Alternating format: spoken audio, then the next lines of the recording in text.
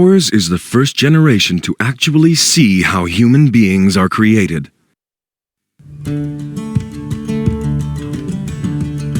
For thousands of years, people have tried to explain where we come from and what happens in the 9 months before birth. Now, through advanced photographic techniques, we can see in superb detail the mysteries of human creation.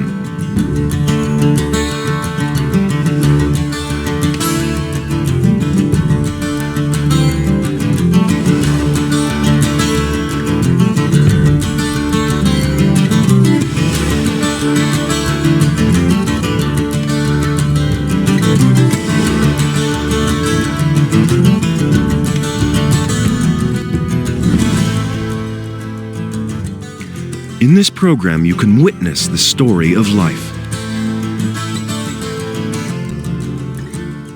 You can visit the surface of a human ovum at the precise moment it is penetrated by a sperm. You can skip through time to see the development of the embryo and fetus at every stage of pregnancy. You can experience the drama of childbirth. You can examine at your own pace superb quality images captured by world-famous photographer Lennart Nilsson, plus video, animation, and graphical presentations on over 75 topics. Subjects covered include sexual reproduction, the woman's experiences during pregnancy, the father's role, topical issues on smoking, drinking, and exercise, the experience of childbirth, breastfeeding, and much more. Join us now as we celebrate the miracle that happens every day in every town and city when a child is born.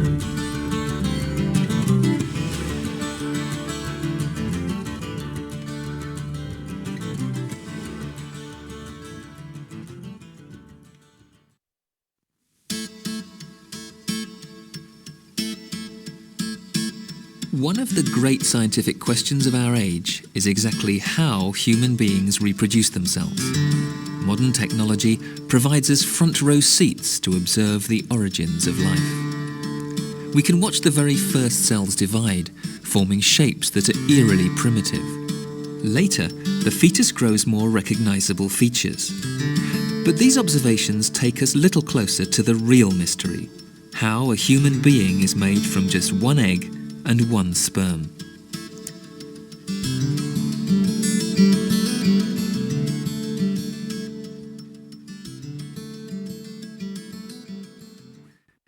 Billions of years ago, creatures reproduced by shedding reproductive cells into the surrounding water. Some animals still do things this way. However, when animals emerged from the sea to range over the earth, they needed a way to carry the salty ocean environment with them. The solution was to carry their young inside a protective eggshell or inside the female's body. Life has found ever more diverse ways to reproduce itself. But almost every new creature, whether a human baby or a sea urchin, begins with a single cell. This one cell, the fertilized ovum or egg cell, contains the entire genetic code for making the individual. This powerful system, evolved over billions of years, ensures that human beings will give birth to human beings, whales to whales, and hummingbirds to hummingbirds. The energies which bring men and women together still link us with all other living creatures. We respond to deep biological forces of which we are hardly aware. For instance, like many other members of the animal kingdom, we are strongly influenced by erotic stimulants called pheromones, chemical stimulants secreted by each sex.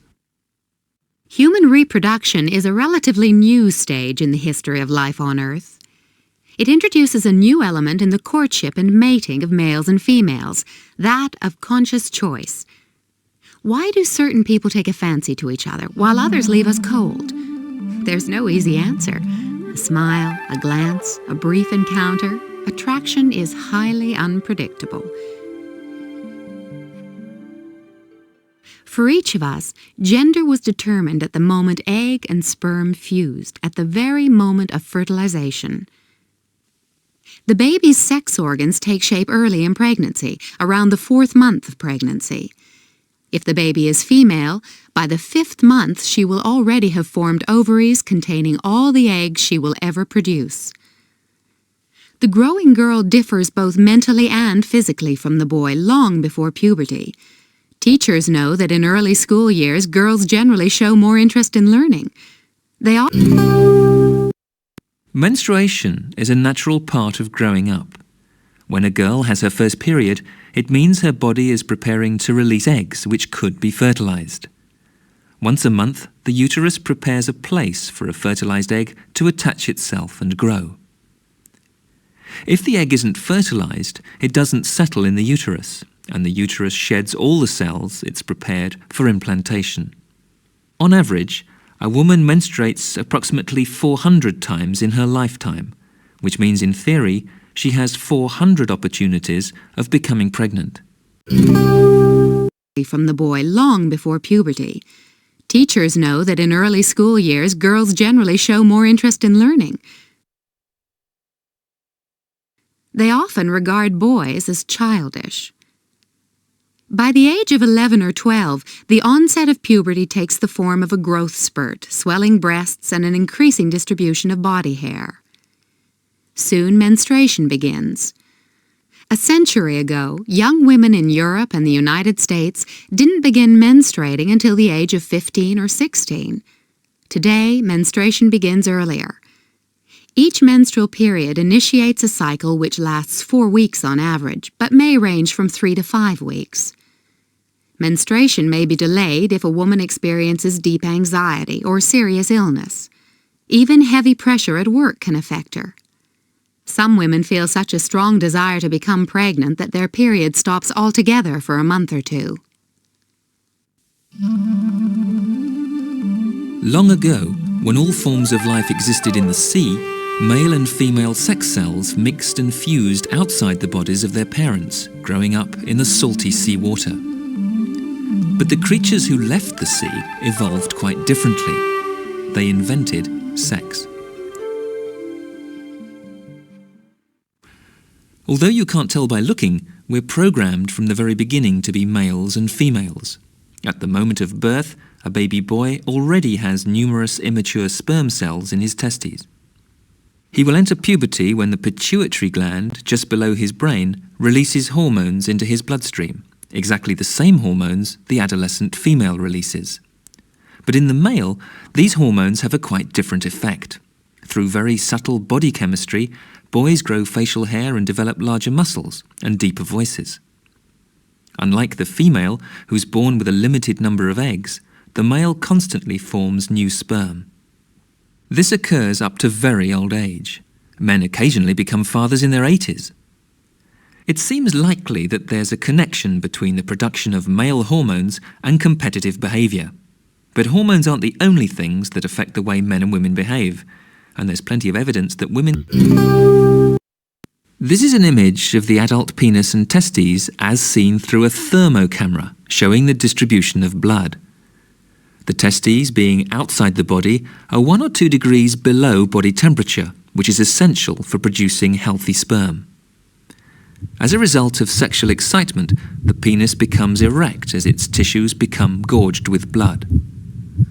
The erect state makes it possible for the male to insert the penis into the woman's vagina. When sexual excitement subsides, the blood supply diminishes and the erectile tissue reverts to its former slack state. Competitive behavior. But hormones aren't the only things that affect the way men and women behave, and there's plenty of evidence that women compete just as strongly as men in athletics, professional life, and socially. It takes 2 to make a baby. The woman's half of the bargain begins when she produces an egg ready for fertilization. While men produce sperm nearly all their lives, women, on average, only produce 400 mature eggs. Most eggs, of course, are never used, so when the decision is made to have a baby, timing is everything.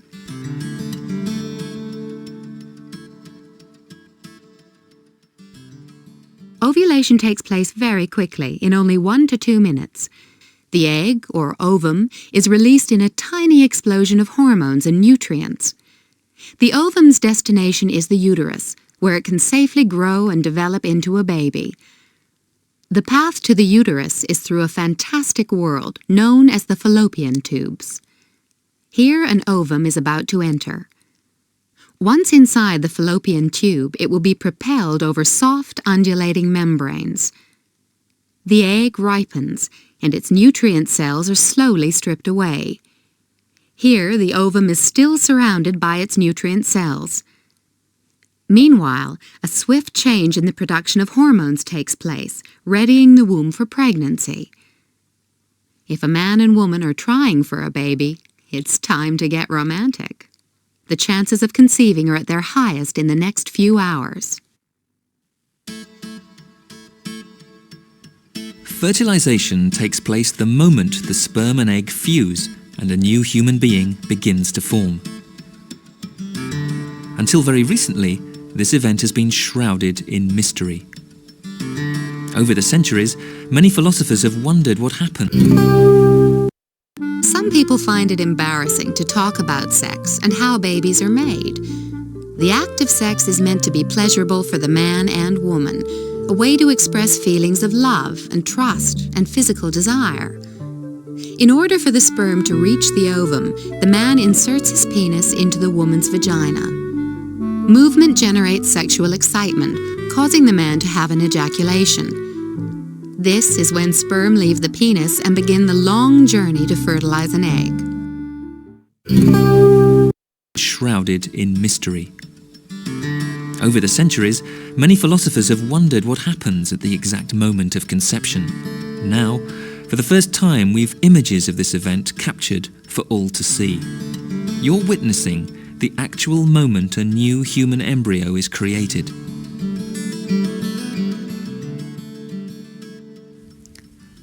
For the sperm, the hours leading up to this moment are filled with danger and suspense. Immediately after sexual intercourse, the sperm are carried by contractions in the uterus upwards into the fallopian tubes. Although they appear to be swimming, the tail is of little use right now.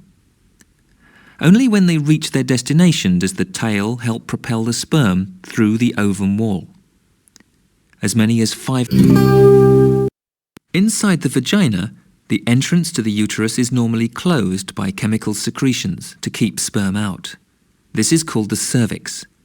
However, once a month when a woman ovulates, mucus in the cervix develops thin channels through which sperm can swim. Here, a sperm is moving through one of these narrow channels. Its journey has just begun. Use right now. Only when they reach their destination does the tail help propel the sperm through the ovum wall. As many as 500 million sperm begin the journey, but only one will eventually fertilize the egg, if it's lucky. Most sperm weaken and die along the way. Those that survive don't find the ovum very welcoming. The ovum, seen here like a planet in the sky, is coated in a halo of nutrient cells. The sperm release enzymes, which make them sticky, so they adhere to the outer layer of the egg. Here the sperm is breaking through the ovum's defenses. Only the most active sperm stand a chance of fertilizing the egg. Suddenly, one breaks all the way through, penetrating the inner plasma membrane of the ovum. Just then, something remarkable happens. The chemical composition of the ovum wall quickly changes, shutting out other sperm, even ones that have almost pierced it. This makes it impossible for additional sperm to fertilize the ovum. The journey over, the outer protective cells dissolve. The head of the sperm contains all the genetic information required to fertilize the egg. Here, the contents of the head of a sperm are spread out, a chaotic pattern of DNA molecules. The sperm carries the genetic code that determines what sex the child will be. Fertilize the ovum. The journey over, the outer protective cells dissolve. The sperm's nucleus now merges with the ovum's nucleus. The chromosomes from each cell mingle together. Everything is complete. All the genetic information is in place. About 24 hours later, the first cell division takes place. Now the dance of life begins. 2 cells divide and become 4. 4 cells become 8. 8 becomes 16. It's just 72 hours since fertilization, and already the cells are beginning to specialize, forming different regions of a human body. The ovum is now called a blastocyst, a rolling ball of cells wrapped in a protective sheath. For a few days, it floats free down the last stretch of the fallopian tube and into the uterus. Now it must attach itself to the uterus where it can safely grow. The lining of the uterus, called the endometrium, has prepared itself to receive the blastocyst. The blastocyst may take several days to settle. Before it lands, it hatches out of its protective wrapping. Here, 8 days after conception, the blastocyst has attached itself to the ceiling of the uterus, a common roosting place. Now an intensive exchange of chemical information begins. The tiny blastocyst announces its presence to the mother's body by injecting hormones and other proteins into her bloodstream. The blastocyst is still tiny, no more than a few hundred cells, yet the hormones it makes can already be detected in the mother's blood, making it possible to verify pregnancy even before the first menstrual period is missed. Suddenly, the couple's lives have changed. They're no longer just friends or lovers or husband and wife. Soon, they will be parents.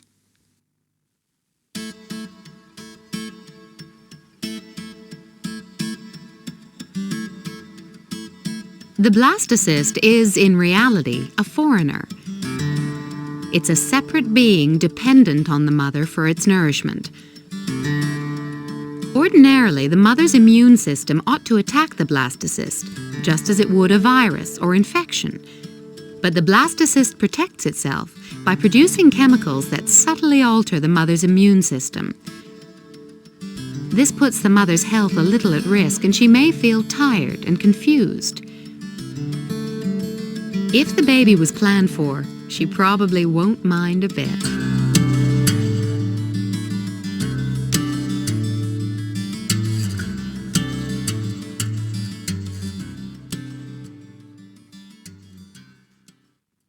It will be months before any outward signs of pregnancy become visible in the mother.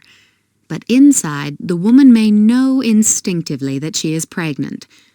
She might find it hard to concentrate on work. She'll probably get morning sickness, and it will probably last longer than just the mornings. Morning sickness starts when the embryo and placenta send hormonal signals to the brain that she is pregnant. Rapid changes now take place in her body. The lining of the uterus quickly thickens and becomes elastic. Blood vessels carrying nourishment move toward the surface. The blastocyst has been accepted. For the next 8 months or so, this will be the baby's home. 11 days into the pregnancy, and the blastocyst is growing incredibly fast. It doubles in size every 12 hours. The cells are specializing, forming clusters that will soon become the head, spine, heart, and other organs. How the cells know what to become and which body organs to form isn't well understood. This is one of the major secrets of life that still eludes us, an intense field of scientific investigation. The second week. By the second week, the developing embryo, which at this stage is known as a blastocyst, has already implanted in the mother's uterus. The blastocyst represents several thousand cells, although it's hard to imagine how this cluster of cells can come to resemble its parents 9 months from now.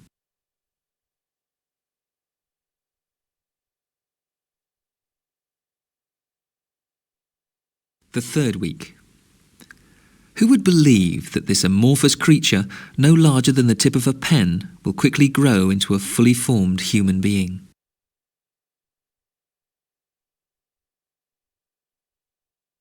The fourth week. The basic human design is beginning to emerge. Still hardly larger than a speck, the rudiments of the brain and backbone are clearly visible. The early heart pumps blood to the liver and into the aorta.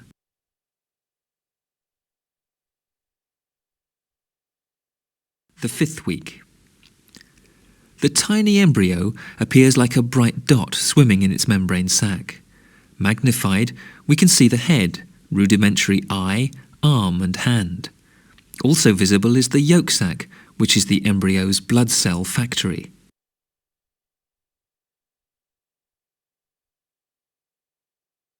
The 6th week. 6 weeks after fertilization, the design for a human being begins to show results. The cells are seething with life, the heart is beating, blood is being pumped through the umbilical cord, and the whole embryo is in constant motion. The embryonic heart has around 140 fluttering beats a minute, twice as many as its mother's.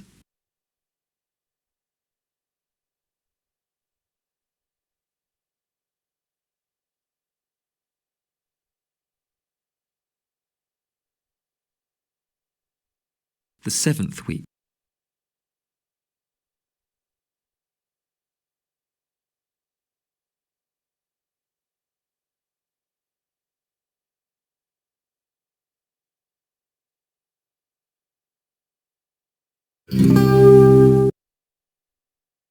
Three weeks into the pregnancy, the embryo has divided into distinct patterns. Barely 2 millimeters long, it already has a neural groove down its back where a spine is about to appear. The swelling at the top is making room for the embryo to grow a brain. In 2 weeks' time, it'll have one. The embryo is now 4 weeks old. Just 6 millimeters long, it already has an umbilical cord. It shows the clear rudiments of a heart, liver, brain and spine. Projections grow outward from the neck area. One of these becomes the lower jaw, the others will be the neck and face. At 4.5 weeks old, the embryo begins to resemble a tiny prehistoric creature. Its head is grotesquely large and it sports a large tail. Later, the tail shrinks away. Beneath the rudimentary eye we can see bulges, which are the heart and branchial arches. Arm and leg buds are also in evidence. 5 days later, the embryo has almost doubled in size and is growing a millimeter a day. The heart and liver are strikingly large in relation to the body. The hands and feet are merely small buds. It now has a very active placenta working for it. The placenta is an amazing organ. It's a complete life support system for the baby. It acts as a gatekeeper, taking nutrients and oxygen from the mother's blood and giving them to the embryo. At the same time, it takes waste products from the embryo and deposits them in the mother's. In recent years, intensive studies have been made of the effects of alcohol on the embryo and fetus. The fact is, heavy drinking can cause babies to be seriously malformed. In particular, eyes and vision are easily damaged by alcohol. This probably does not mean that an occasional glass of beer or wine is harmful during pregnancy. Caution is the wisest course. It acts as a gatekeeper, taking nutrients and oxygen from the mother's blood and giving them to the embryo. At the same time, it takes waste products from the embryo and deposits them in the mother's blood. And it does all this without mixing their blood supplies. Soon, it'll take over hormonal production from the ovaries. The embryo is further insulated from the mother's body by a membrane sac. The embryo floats inside this membrane, whilst its yolk sac, visible in the foreground, floats alongside. The placenta tries to filter out anything from reaching the fetus that is not nutritious. However, many drugs get past it, even aspirin. Aspirin is not generally dangerous, but you should check with your doctor before taking any drugs. Some drugs that might seem harmless to the mother can cause serious defects in the developing embryo. The embryo floats inside this membrane, whilst its yolk sac, visible in the foreground, floats alongside. The yolk sac is the embryo's blood cell factory. Over the next week, the embryo's head completes its unfolding and the face begins to take shape. There are still no skull bones, so at 5 months old we can see straight into the embryo's brain. The most rapid growth is taking place in the head. Even when the baby is born, its head will measure about 1/4 of its total body length. At 6 weeks old, the spinal cord shimmers through the thin skin. Thin blood vessels, the two vertebral arteries, run down either side of the spine. Arms and legs are emerging, resembling flippers. We can't see much of the skeleton yet, but it's forming too. 12 rows of cells are lining up to become ribs. 33 vertebrae are forming to protect the spine. Chest muscles are forming. 2 layers of skin cover them, the dermis and the epidermis. All day long, whatever she's doing, the mother's thoughts are likely to be drawn to the baby inside her. Will it be a boy or a girl? Whose hair color? Even in the first weeks of pregnancy, the woman may feel her breasts start to tingle or throb. Already her body is preparing for breastfeeding. Around the 2nd month of pregnancy, her breasts may feel heavy and a bit tender. Some women experience strong discomfort, but this usually passes by the 3rd month. All day long, whatever she's doing, the mother's thoughts are likely to be drawn to the baby inside her. Will it be a boy or a girl? Whose hair color will it get? Whose eyes? The genetic code for all these things was locked 2 months ago, but the mother has a long wait to find out. At 5.5 weeks old, the embryo has only shapeless little paddles for hands and feet. Within a week, fingers have started to form. At 7 weeks, the brain shimmers through the skin of the forehead. Nerve cells have begun to touch one another, making the first nerve paths. Soon, electrical impulses will flow through the brain at speed. 100,000 new nerve cells are forming every minute. When the baby's born, it'll have 100 billion of them. The embryo is now 8 weeks old and about 1.5 inches long. All the organs are in place. Nearly everything to be found in a fully grown human has been formed.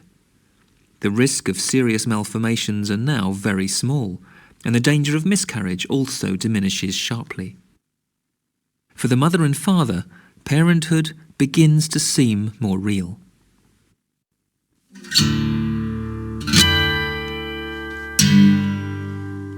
It is the 8th week since its creation, and the embryo has graduated to a new stage in its development.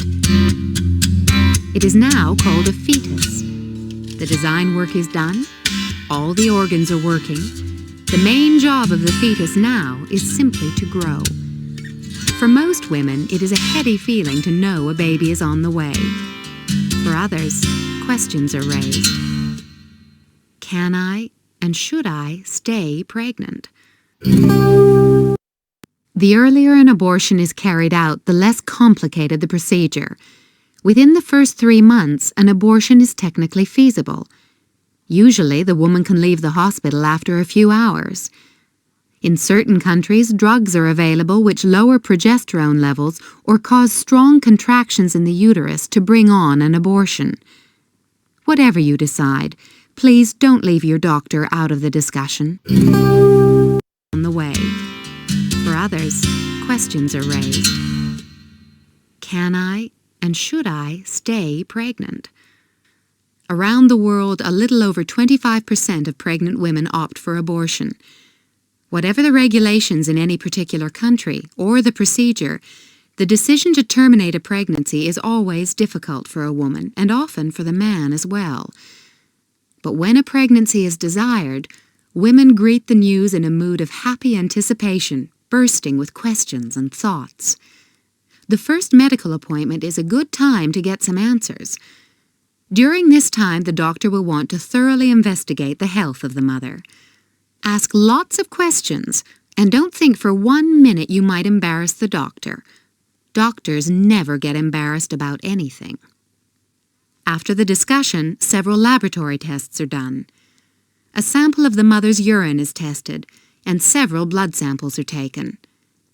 The doctor may also measure the pelvis to estimate the size of the passageway through which the baby must navigate at birth. These days, ultrasound scans give very reliable information about the size of the baby and the uterus.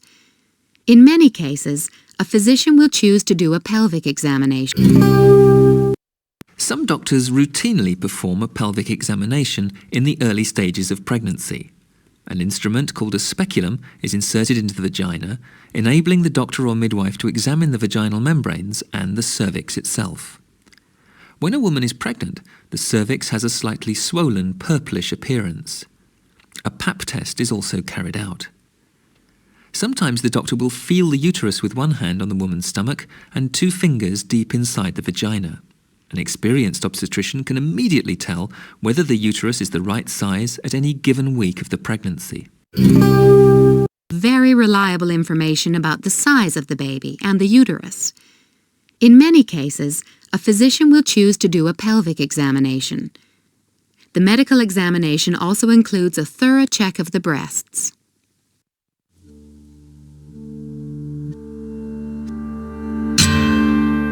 In the 3rd month, the fetus is well established in the uterus.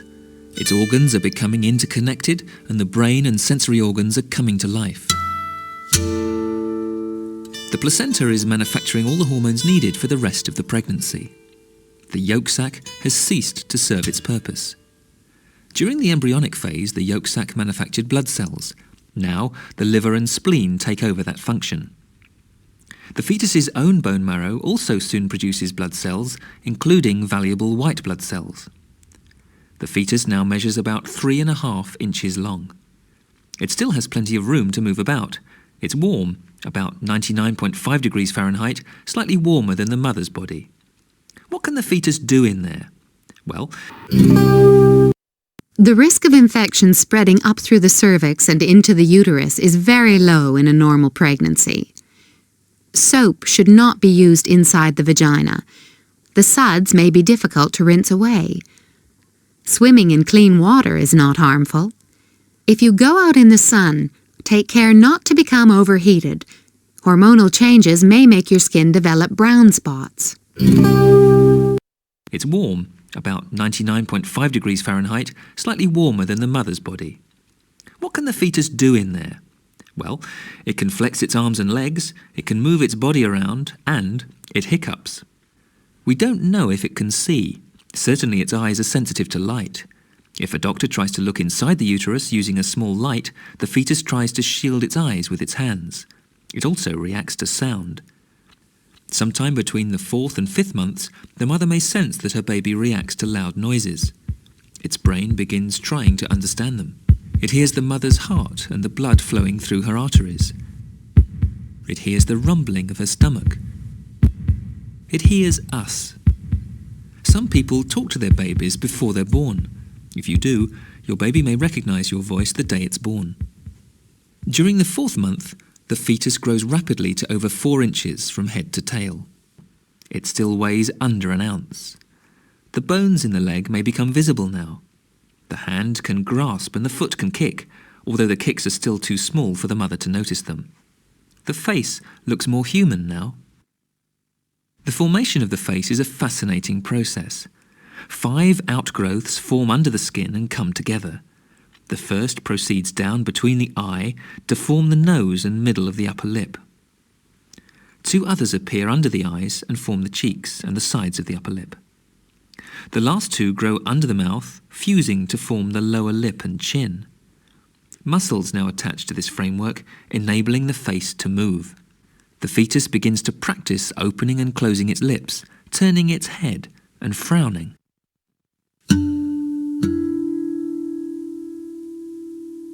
If you don't like surprises and you want to know the sex of your child before birth, there are several techniques. Ultrasound scans can reveal the sex as early as the 20th week. If a test for amniocentesis is done, the fetus's chromosomes can be examined chemically to determine the sex. Another method is to inspect the fetus visually with an instrument called a fetoscope. This is a type of telescope, measuring only a few millimeters in diameter, which is inserted through the mother's abdominal wall. This is done under a general anesthetic, and it's only performed if the doctor needs to check a possible disorder with the fetus. In the fetus here, the doctor was investigating the development of the hands and feet. The examination went smoothly, and the baby was entirely healthy at the time of birth 22 weeks later.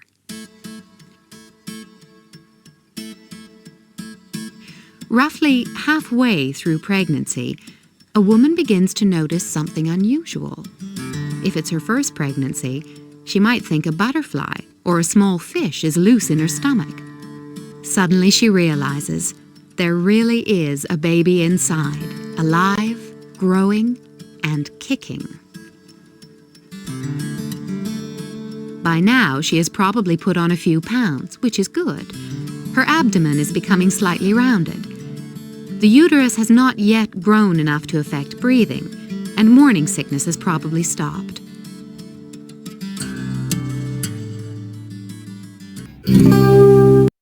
A warm, loving relationship is more important than ever during pregnancy.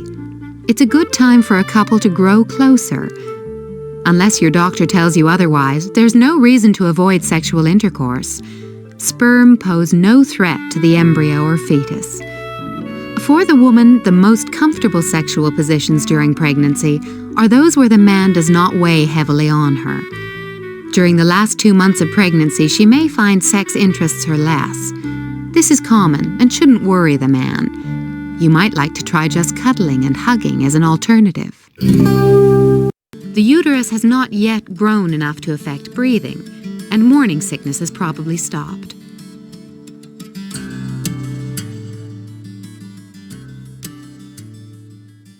Often, women feel a physical sensation of warmth inside, as though the body contained a built-in heater.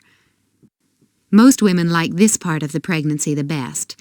It's a good time to stop, reflect, and count blessings. It's also a good time to investigate childbirth classes. You might want to try out different postures for giving birth. You might like to look around the hospital where your child will be born. With each day that goes by, it's comforting to know the baby is growing bigger and stronger, safe and warm, and slowly awakening.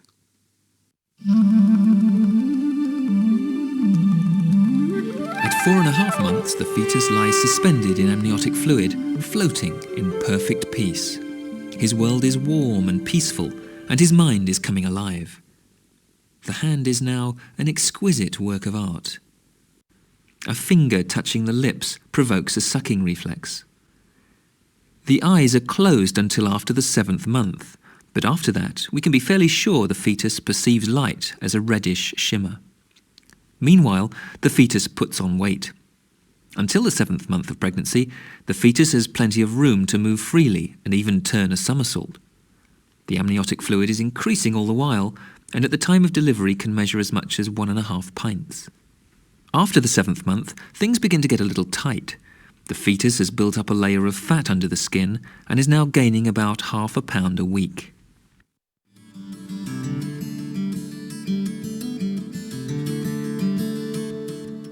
Toward the end, the mother's abdomen becomes very large. Curiosity about the baby mounts day by day. Everyone seems to ask the same question. When is the baby due? Most mothers find carrying the child is a burden toward the end. Back pain is common. Downward pressure of the uterus makes it difficult to retain urine. Upward pressure makes breathing a strain. On top of that, anxieties creep in about the delivery. At times like this, it might be comforting to remember that after 7 months, the fetus has an increasingly good chance of survival if delivered early. In late pregnancy, some women have trouble sleeping at night. Fathers, pay attention. Mothers need and deserve extra rest in the daytime. If the mother works, she should cut down now on the hours. Take it easy. Get your rest. Get ready. The moment is almost at hand.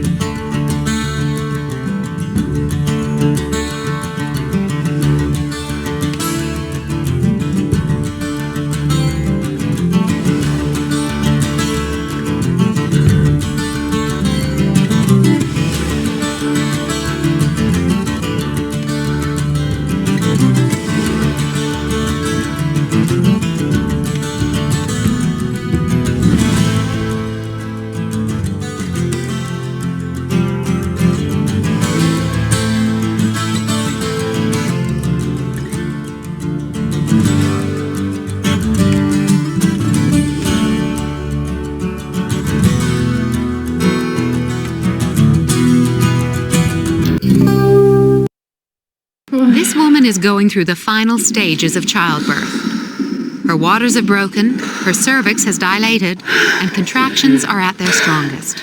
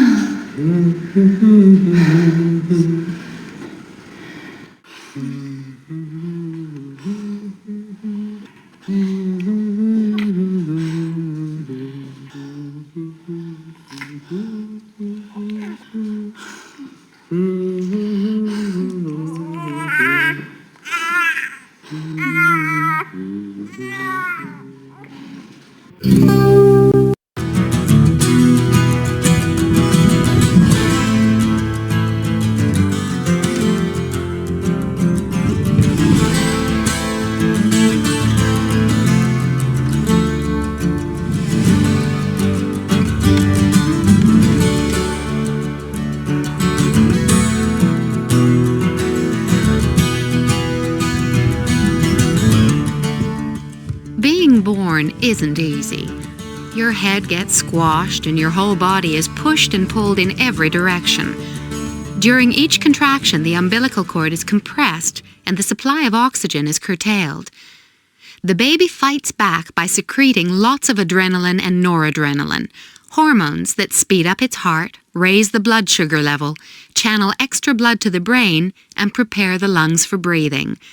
After all that, the baby is expected to be sociable and copy Dad's silly faces. Amazingly, most babies do.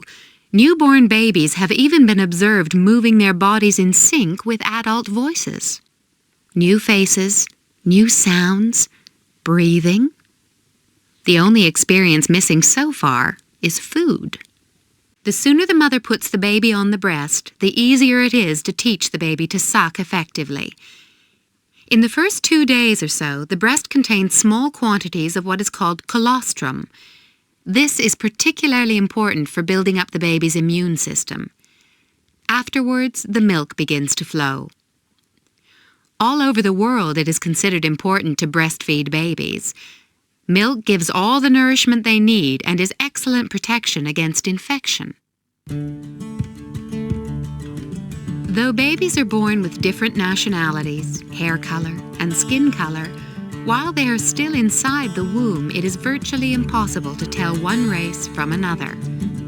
The experience of childbirth is the same everywhere you go, and the feeling of responsibility for the parents is the same.